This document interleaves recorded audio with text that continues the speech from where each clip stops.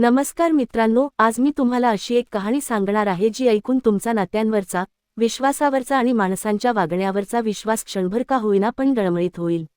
आपण नेहमी म्हणतो की घर म्हणजे माणसाचं हक्काचं आणि सुरक्षित ठिकाण असतं. पण जेव्हा या घराच्या चार भिंतींमध्येच फसवणुकीची कीड लागते, तेव्हा संपूर्ण घराचा कसा कोसळणारा वाडा होतो, याची ही एक अंगावर काटा आणणारी सत्यकथा आहे. ही कहाणी कोणत्याही पैशांसाठी झालेल्या गुन्ह्याची नाही, तर ही कहाणी आहे भावनांच्या, एकटेपणाच्या आणि एका भयंकर चुकीची, जिने एका हसत्या खेळत्या कुटुंबाची अक्षरशः राखरांगोळी केली. ही गोष्ट आहे एका आईची, जिने आपल्याच पोटच्या मुलीच्या शिक्षकासोबत एक असं नातं जोडलं, ज्याची किंमत तिच्या संपूर्ण कुटुंबाला मोजावी लागली. पुण्यासारख्या गजबजलेल्या शहरात एका उच्चभ्रू वसाहतीत देशमुख कुटुंब राहत होतं.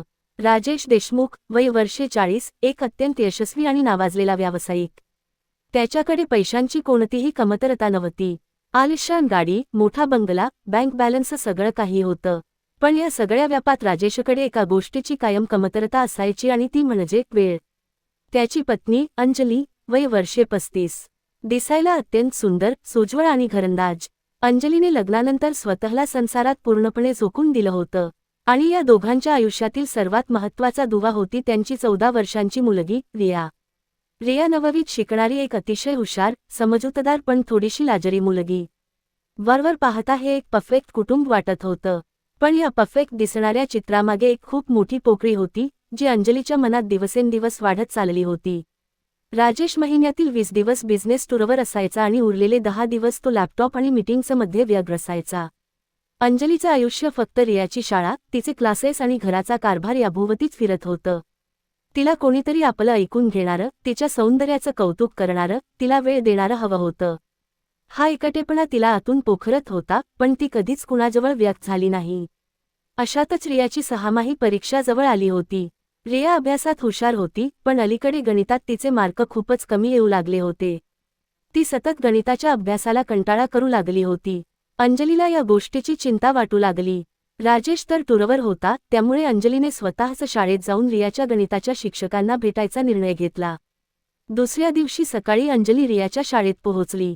रियाच्या शाळेत नुकतेच एक नवीन गणिताचे शिक्षक रुजू झाले होते, समीर सर. समीरचं वय अंदाजे 32 वर्ष असावं. दिसायला अत्यंत रुबाबदार, बोलण्यात अतिशय गोड, समोरच्या व्यक्तीला आपल्या शब्दांच्या जाळ्यात कसं अडकवायचं याचं अचूक कसब त्याच्याकडे होतं. अंजली जेव्हा स्टाफ रूममध्ये समीरला भेटायला गेली, तेव्हा समीरने तिचं अतिशय नम्रपणे स्वागत केलं. अंजलीने रियाच्या कमी होणाऱ्या मार्कांबद्दल चिंता व्यक्त केली. तेव्हा समीरने अत्यंत शांतपणे आणि आश्वासक स्वरात तिला समजावून सांगितलं की रिया खूप हुशार आहे, फक्त तिचं गणितावरून थोडं लक्ष उडालं आहे आणि तो वैयक्तिकरित्या तिच्याकडे लक्ष देईल. पण हे बोलत असताना समीरची नजर अंजलीच्या चेहऱ्यावरील निराशेवर होती. त्याने अत्यंत चलाखीने विचारलं, अंजली मॅडम, तुम्ही एकट्याच आलात? रियाचे बाबा नाही आले? अंजलीने थोड्याशा खिन्नपणे उत्तर दिलं की ते त्यांच्या व्यवसायात खूप व्यग्र असतात आणि रियाची सगळी जबाबदारी तिच्यावरच असते. एका अनुभवी शिकाऱ्यासारखा समीर अंजलीचा तो एकटेपणा लगेच ओळखून गेला. त्याने संवादाचा रोख रियाच्या अभ्यासावरून हळूच अंजलीकडे वळवला. तुम्ही खरंच खूप ग्रेट आहात, एकट्या एवढं सगळं सांभाळता. राजेश सर खूप नशीबवान आहेत की त्यांना तुमच्यासारखी समजून घेणारी पत्नी मिळाली. अशा गोड आणि स्तुतीपर शब्दांनी त्याने अंजलीच्या त्या कोरड्या पडलेल्या मनावर फुंकर घातली. कित्येक वर्षांनंतर कोणीतरी अंजलीचं असं कौतुक करत होतं. जाताना समीरने आपला पर्सनल मोबाईल नंबर अंजलीला दिला आणि सांगितलं की रियाच्या अभ्यासाबद्दल काहीही शंका असेल तर ती त्याला कधीही कॉल किंवा मेसेज करू शकते. अंजलीनेही तो नंबर घेतला, पण तिला त्यावेळी अजिबात कल्पना नव्हती की हा एक नंबर तिचं संपूर्ण आयुष्य उद्ध्वस्त करणार आहे. सुरुवातीचे काही दिवस अंजली आणि समीर यांच्यात फक्त रियाच्या अभ्यासावरूनच मेसेजवर बोलणं व्हायचं. रियाने आज होमवर्क छान केला, रियाला आज क्लासमध्ये शाबासकी मिळाली, असे मेसेजेस समीर करायचा आणि अंजली त्याला थँक्यू म्हणायची. पण हळूहळू या संवादाची दिशा बदलू लागली. एक दिवस सकाळी रियाला शाळेत सोडून आल्यावर अंजलीला समीरचा मेसेज आला, गुड मॉर्निंग, आज तुम्ही ज्या साडीत आला होतात त्यात तुम्ही खूप सुंदर दिसत होतात. हा मेसेज वाचून अंजली क्षणभर थबकली. एका शिक्षकाने एका विद्यार्थिनीच्या आईला असा मेसेज करणं योग्य नव्हतं. तिने सुरुवातीला दुर्लक्ष करायचं ठरवलं, पण तिच्या मनातील त्या एकाकी स्त्रीला हे कौतुक सुखावून गेलं. तिने फक्त एक स्माइली पाठवून रिप्लाय दिला आणि इथूनच ती अदृश्य सीमारेषा ओलांडली गेली. त्या दिवसानंतर मेसेजेसचा ओघ वाढू लागला. राजेश जेव्हा रात्री उशिरापर्यंत आपल्या कामात व्यग्र असायचा किंवा बाहेरगावी असायचा, तेव्हा अंजली स्वतःच्या बेडरूममध्ये तासनतास समीरसोबत चॅटिंग करू लागली. समीर अत्यंत हुशारीने अंजलीच्या मनात राजेशबद्दलची नाराजी वाढवत होता. तो तिला सतत जाणीव करून द्यायचा की राजेश तिच्यासारख्या सुंदर स्त्रीला वेळ न देऊन किती मोठा अन्याय करत आहे. अंजलीही हळूहळू या भावनिक जाळ्यात अडकत गेली. तिला समीरमध्ये तो आधार वाटू लागला जो तिला तिच्या नवऱ्याकडून कधीच मिळाला नव्हता. संवादाचं रूपांतर कधी प्रेमात आणि ओढीमध्ये झालं हे अंजलीलाही समजलं नाही. एक दिवस समीरने अंजलीला शहराबाहेरच्या एका शांत कॉफी शॉपमध्ये भेटायला बोलावलं. अंजलीने खूप विचार केला पण तिला राहवलं नाही. ती रियाला शाळेत पाठवून समीरला भेटायला गेली. तिथे गेल्यावर समीरने पहिल्यांदाच अंजलीचा हात आपल्या हातात घेतला. अंजलीच्या अंगावर काटा आला. तिला जाणीव होती की ती चुकीचं पाऊल उचलत आहे, पण त्या स्पर्शातील जवळीक तिला हवीहवीशी वाटत होती. तिने तो हात सोडवला नाही आणि तिथूनच त्यांच्या गुप्त भेटीगाठींना सुरुवात झाली. राजेश टूरवर गेला की अंजली समीरला भेटायला जाऊ लागली. कधी लॉंग ड्राईव्ह, कधी शहरातील महागडी हॉटेल्स, तर कधी सिनेमा. अंजलीचं रूप आता पालटलं होतं. ती सतत फोनमध्ये गुंतलेली असायची, आरशासमोर तासनतास स्वतःला न्याहाळायची, छान छान कपडे घालू लागली होती. घरात राजेश नसताना ती समीरसोबत मुक्तपणे फोनवर हसत खिदळत बोलायची. ती या नव्या जगाच्या मोहात इतकी आंधळी झाली होती की तिला कशाचंच भान राहिलं नव्हतं. पण या सगळ्याचा सर्वात भयानक परिणाम एका निरागस जीवावर होत होता आणि ती म्हणजे रिया. रिया आता लहान राहिली नव्हती. 14 वर्षांच्या मुलीला घरात घडणारे बदल अगदी अचूक लक्षात येतात. आपल्या आईच्या वागण्यात आलेला अचानक बदल रियाला खूप खटकू लागला होता. आईचं सतत फोनवर असणं, अचानक बाहेर जाणं आणि शाळेत समीर सरांबद्दल सतत विचारपूस करणं रियाला विचित्र वाटत होतं. शाळेतही समीर सर आता रियाशी खूप गोड वागत होते. तिला सतत चुकतं माप देत होते, जे रियाला अजिबात आवडत नव्हतं. तिला समीर सरांची नजर आणि वागणूक कधीच योग्य वाटली नाही. एक दिवस असा आला ज्याने रियाच्या आयुष्याची दिशाच बदलून टाकली. रियाला शाळेत अचानक मळमळायला लागल्यामुळे ती मधल्या सुट्टीतच घरी परत आली. तिच्याकडे घराची दुसरी चावी होती. तिने दरवाजा उघडला तेव्हा घरात शांतता होती. ती थेट आईच्या बेडरूमकडे गेली. दरवाजा अर्धवट उघडा होता आणि आतून अंजलीच्या बोलण्याचा आवाज येत होता. रियाने दारातून जे ऐकलं त्याने तिच्या पायाखालची जमीनच सरकली. अंजली फोनवर समीरशी बोलत होती. समीर, तू खरंच खूप वेडा आहेस.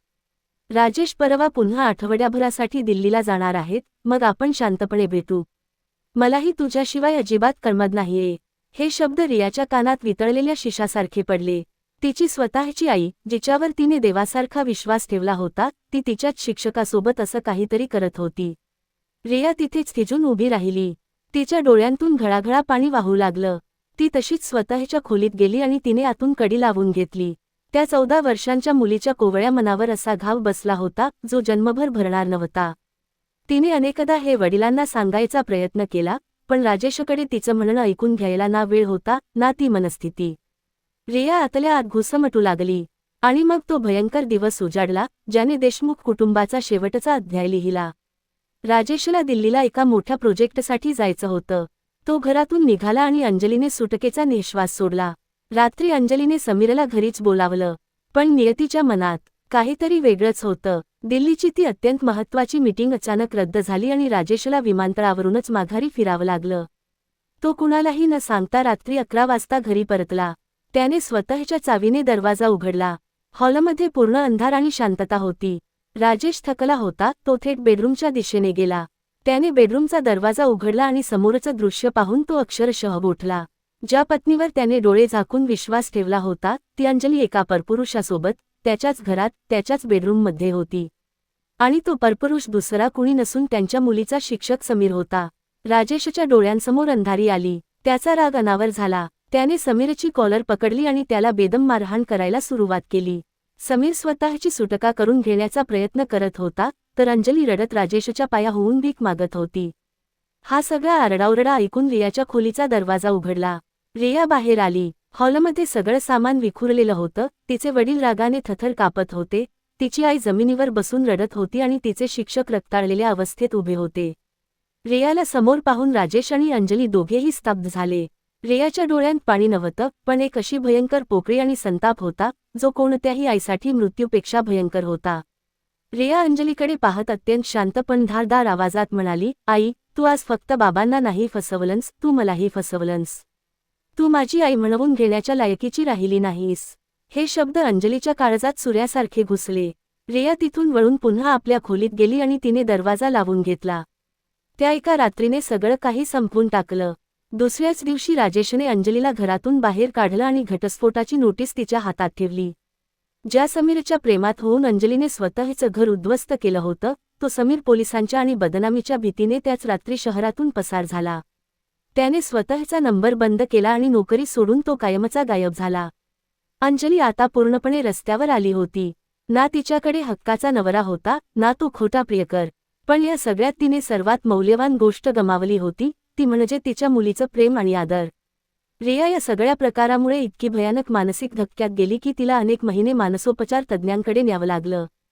तिचं शिक्षण, तिचं बालपण सगळं काही त्या एका चुकीमुळे करपून गेलं. मित्रांनो, ही कथा इथेच संपते, पण ती मागे खूप मोठे प्रश्न सोडून जाते. नात्यांमध्ये दुरावा येतो, एकटेपणा वाटतो, हे सगळं खरं आहे. पण यावर उपाय म्हणून जेव्हा आपण चुकीचा रस्ता निवडतो, तेव्हा त्याचे परिणाम फक्त आपल्यालाच नाही, तर आपल्यासोबत जोडलेल्या निष्पाप जीवांनाही भोगावे लागतात.